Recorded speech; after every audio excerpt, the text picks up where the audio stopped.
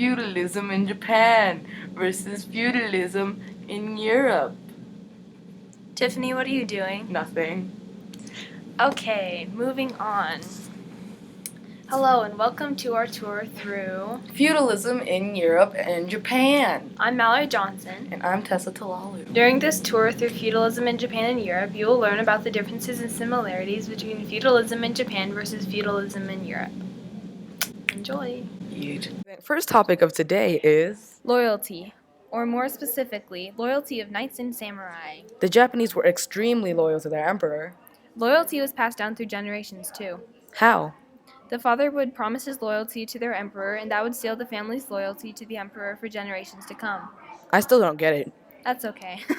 Okay, moving on to things I do know. Loyalty in Japan was hereditary, which means that Japan was more true because it was honest to goodness.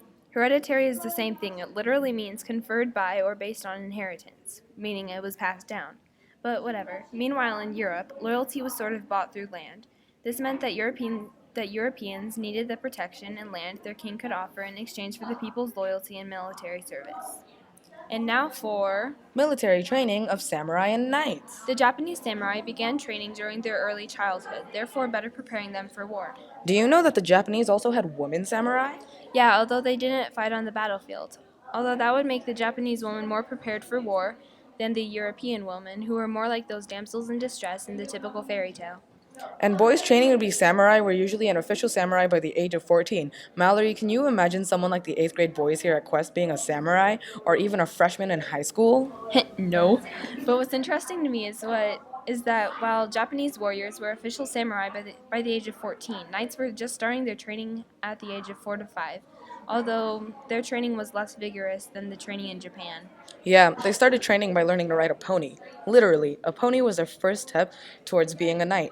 Then by the age of 7 or 8, they would serve as a page to their father's overlord or to a powerful relative. Oh wow. Samurai's training included schooling, which was a mix of physical training, poetry, and spiritual discipline. Young training warriors also studied kendo or fencing with bamboo rods, studying Bushido, which is the code of the samurai, and Zen Buddhism.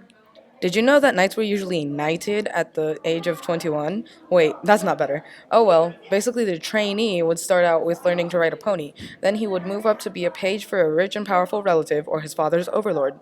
As a page, he ran errands and practiced with blunt-edged or wooden swords, refining his horse skills and receiving some religious instruction.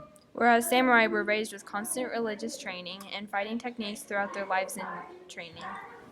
Moving on to the similarities between feudalism in Japan and Europe. Did you know that the samurai lived by the code of the Bushido, which was an honor code that consisted of loyalty to their masters, proper health, good training, honesty, and more? This shows that they wanted to be strong physically, morally, and intellectually. The knights lived by the code of chivalry. Chivalry is defined as the combination of qualities expected of an ideal knight, especially courage, honor, courtesy, justice, and a readiness to help the weak. The knights swore to follow the code of chivalry, and therefore also swore to be loyal to the king and promised to do no evil deeds.